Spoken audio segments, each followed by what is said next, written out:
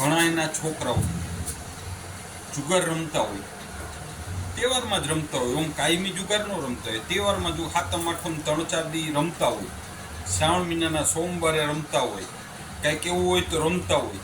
બધાને ખબર હોય, ઘરના તમામ સભ્યોને ખબર હોય, પછી સગાવાલાને ખબર હોય, પાડોશીને ખબર હોય, બધાને ખબર હોય. પછી ઘણા છોકરાઓ દારૂ પીતા હોય તો એ ખબર હોય, ઘરે ખબર જ હોય, વ્યસની હોય ને એની બધાને ખબર હોય. કારણ કે એની અંદર પીન આવ્યો હોય તેના વાણી વર્તન બધો ફેરફાર આવતો હોય.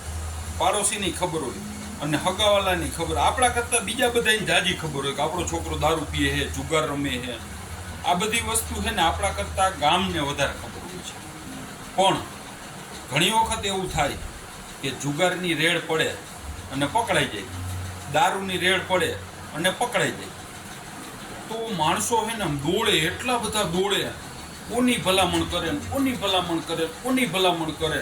છાપામાં નામ ન આવે એના હાટું પૈસાની ઓફર કરે, 50,000 લાખ રૂપિયાની ઓફર કરે.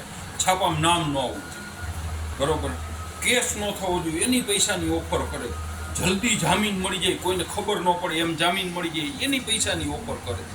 એની પાછળ પૈસા દુનિયાના વાપરે, 1,00,000-2 લાખ વાપરવા પડે, ભલે વાપરવા પડે. મારો છોકરો છૂટી જવો જોઈએ, છાપામાં નામ ન આવવું જોઈએ. અરે ભાઈ, છાપામાં કદાચ નામ આવે તો આખા ગામને ખબર છે. તમને એકને જ ખબર છે એવું નથી, આખા ગામને ખબર છે. તો પછી ભલે ને છાપામાં નામ આવતું, કાયદેસર કરો ને જે થતું હોય. હું કામે આવા આડિયા કાઢો, વાં ભલામણ લઈને જાય ને વાં ભલામણ લઈને જાય, આટલા રૂપિયાની ઓફરો કરે ને. ઓફરો કરવાની જ નહીં. આપણો છોકરો જુગાર રમતો તો પકડાણો છે તો સ્વાભાવિક છે કાલે 11 વાગે એને કોર્ટમાં જામીન મળી જાય. કદાચ 1 દી અંદર રહેવું પડે તો ભલે ને રહીએ, એનાથી કાંઈ ફેર નથી પડતો. ગામને નથી ખબર એવું નથી, ખબર જ છે. અને છૂટી જઈને છાપામાં નામ ન આવે ને તોય ગામને ખબર પડી જાય છે કે આનો છોકરો દારૂમાં પકડાણો તો આનો છોકરો રમવામાં પકડાણો.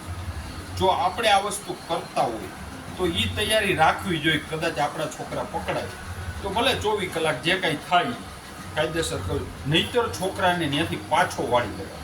જુગાર રમતો હોય, દારૂ પીતો હોય તો ત્યાંથી પાછો વાળવાના પ્રયત્નો કરવા જોઈએ. આપને ખબર છે છતાંય આંખ આડા કાન કરીને બેસી છીએ અને પછી પકડી જાય ને તો એ છોડાવાટું હળી થાય છે, બરોબર ને. આ વસ્તુ ખોટી છે. ભીખાલાલનું આવું માનવાનું છે.